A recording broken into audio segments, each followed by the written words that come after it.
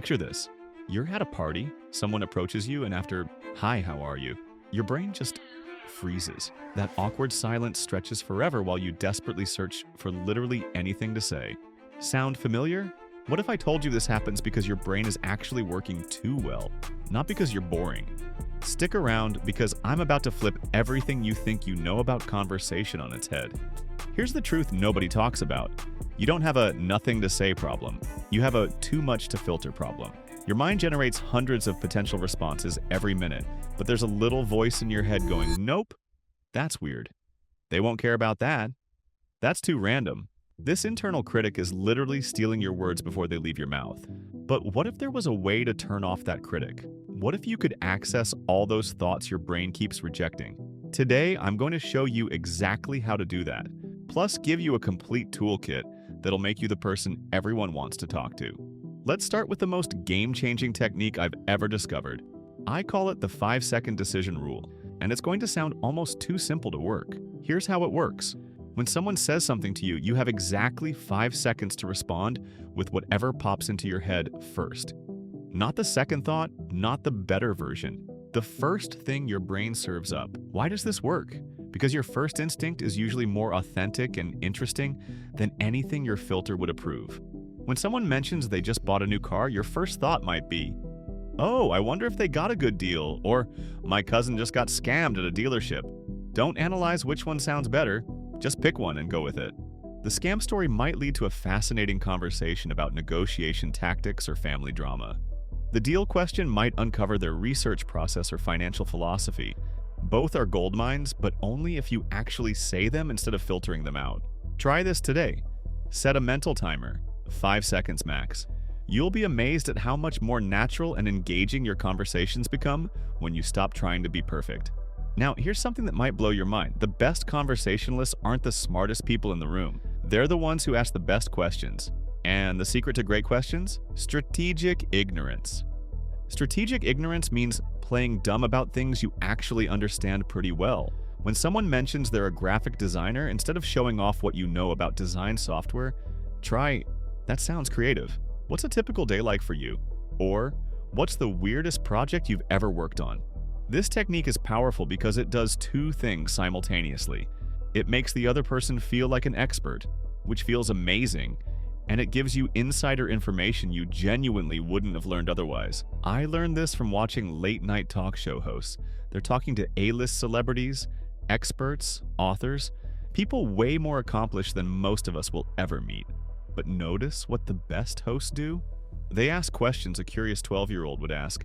How does that even work? What's that like? Has anything crazy ever happened? The magic isn't in showing how much you know. It's in showing how much you want to learn. People will literally queue up to talk to someone who makes them feel interesting and important. Here's where things get really interesting. Every story someone tells you contains multiple conversation threads, like a spiderweb of potential topics. Most people grab one thread, and when it breaks, they panic. I'm going to teach you to see all the threads. Let's say someone tells you, "I was supposed to meet my friend Sarah for brunch yesterday, but she canceled last minute because her dog got sick, so I ended up trying that new Korean place alone." Most people would respond to just one element, maybe, "Oh no, is the dog okay?" But look at all the conversation gold you're missing. The friendship dynamic with Sarah, their feelings about eating alone, Korean food experiences, weekend routine changes, pet ownership stories, restaurant exploration habits. Here's the game changer. Don't just identify these threads, acknowledge multiple ones in your response. Try something like, "Oh wow, sick dog drama," and discovering new food solo. That's quite a plot twist for a Sunday. How was the Korean place? And more importantly, is the dog all right?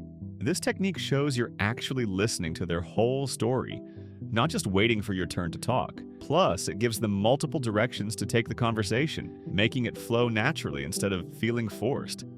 Now, let's talk about the most powerful conversation tool you'll ever master, the Curiosity Cascade. This is where you turn one question into a chain reaction of discovery. Instead of asking one question and then jumping to your own story, you ask follow-up questions that go deeper into their experience. It's like being a detective, but for interesting life details instead of crimes. Here's how it works. Someone says, "I just got back from a work conference in Denver." Level 1. How was the conference? Level 2. What was the most surprising thing you learned? Level 3, how are you planning to use that in your current projects? Level 4, do you think your company will actually implement changes, or is it one of those great ideas that disappear situations? See what happened there? We went from surface level small talk to them sharing real insights about their work environment, company culture, and personal frustrations or excitement. That's where real connection happens. The key is genuine curiosity, not curiosity as a technique, but actually being fascinated by how other people navigate their lives. Everyone has developed unique strategies for dealing with common human problems. Your job is to uncover those strategies. All right, let's get practical.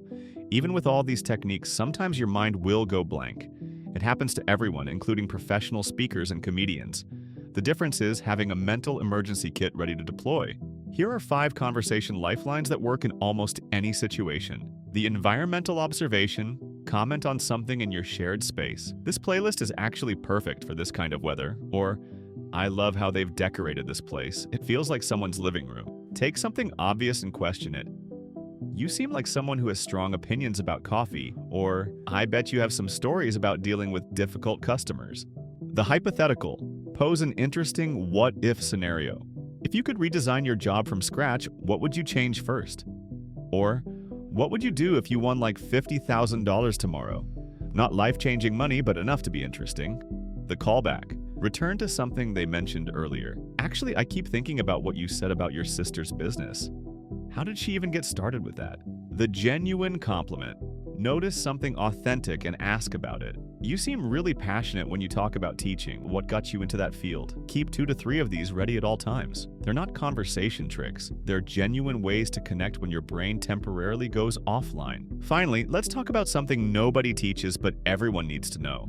How to end conversations without making it weird. The perfect exit formula has 3 parts: appreciation, reason, and bridge. Appreciation. This has been really interesting. I had no idea marketing psychology was so complex. Reason. I should probably grab some coffee before they close. Bridge. I'd love to hear how that project turns out. Mind if I connect with you on LinkedIn? This works because you're acknowledging the value of the conversation, giving a non-personal reason for leaving, and creating a pathway for future connection.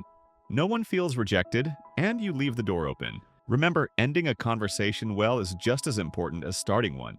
It's the last impression you leave, and it determines whether that person would be excited to talk to you again. Look, here's the bottom line. Conversation isn't about being the most interesting person in the room. It's about being the most interested person in the room. It's about creating space for authentic human connection in a world that's becoming increasingly digital and disconnected. Thanks for watching, See ya.